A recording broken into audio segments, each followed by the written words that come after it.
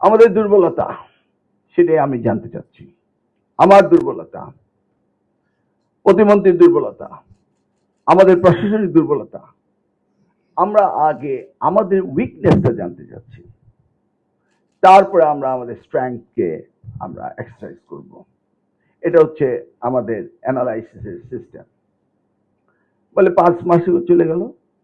হ্যাঁ, 5 মাস চলে গেল, আমরা 5 মাসে কাজ করছি।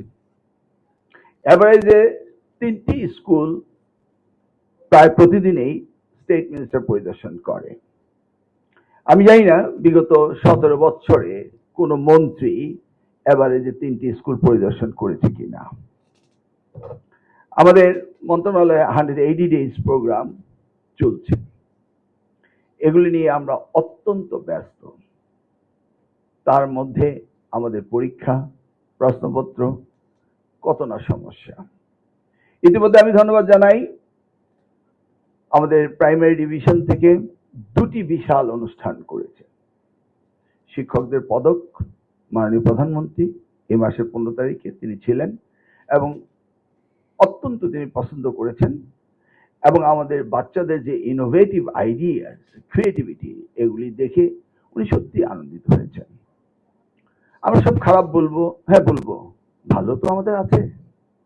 আমি নিজেও অভিভূত হয়েছি স্টলগুলোতে গিয়ে। মাননীয় প্রধানমন্ত্রী সেদিনকে কতক্ষণ ছিল স্টলগুলিতে ববি? পারে তো সারাদিনই থাকতে চেয়েছে, তাই না বিষয়টা? উনি এতটা আনন্দিত হয়েছেন আমাদের বাচ্চাদের এই স্টলগুলো দেখে। তারপর তো শেষে অনুষ্ঠানে গিয়ে উনি সারাটা অনুষ্ঠান উপভোগ করলেন, এবং শুধু উনি ভাবছেন কিভাবে আমাদের এই শিক্ষা ব্যবস্থা পরিবর্তন আনা যায়।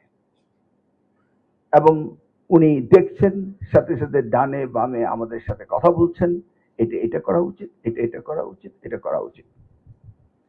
একটি প্রাইম মিনিস্টার প্রত্যেকটা জিনিসকে এইভাবে খুঁটিয়ে দেখেন এবং মন্তব্য করেন এবং ডিরেকশন দেন, আমি কিন্তু এবার প্রথমবার না। আমি এর আগেও রাষ্ট্র পরিচালনায় ছিলাম, এবং এর আগেও আমি ছাত্র জীবনে শহীদ রাষ্ট্রপতি জিয়া রহমানের সময় আমি ছাত্র দলের কেন্দ্রীয় নেতা ছিলাম, এবং অনেক সুযোগ এসেছিল ওনার সাথে বিভিন্ন জায়গায় যাওয়া, দেখা। সেই সময় আমি ফজলগলে 2বার নির্বাচিত হয়েছিলাম। I was quite adult and grown up that time. So I can compare শহীদ জিয়া, বেগম জিয়া, তারেক জিয়া। এইটাকে আমি যেভাবে দেখি, শহীদ জিয়া তার চেয়ে কোনো অংশেই বেগম খালেদা জিয়ার কন্ট্রিবিউশন কম ছিল না, এবং তার চেয়ে কোনো অংশেই তারেক রহমান সাহেবের কন্ট্রিবিউশন কম হবে না, এবং সেই পথেই উনি এগিয়ে যাচ্ছেন।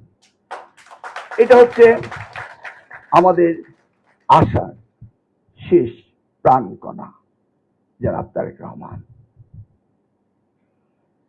এই মন্ত্রণালয়ে আরেকটি সুন্দর সাকসেস স্টোরি হয়েছে, সেটি হচ্ছে 20শে জুন সারা বাংলাদেশে 22 লক্ষ শিক্ষার্থী ছেলে মেয়ে মিলে তারা ফুটবল প্রতিযোগিতা করেছিল। বাংলাদেশের প্রত্যেকটি উপজেলা থেকে এসে ফাইনাল ম্যাচ হয়েছিল আর্মি স্টেডিয়ামে। মাননীয় প্রধানমন্ত্রী এতটা এনজয় করেছিলেন, তিনি শেষকালে মাঠের মধ্যে চলে গিয়েছিলেন, গিয়ে খেলাটি উপভোগ করলেন, এবং গ্যালারিতে গিয়ে আমাদের শিশুদের সাথে তিনি হাত মিলালেন, আলিঙ্গন করলেন। উনার হৃদয় থেকে উনার ভালোবাসা উচ্ছ্বসিত হয়েছিল। সেই দিন আমরা সচক্ষে দেখেছিলাম।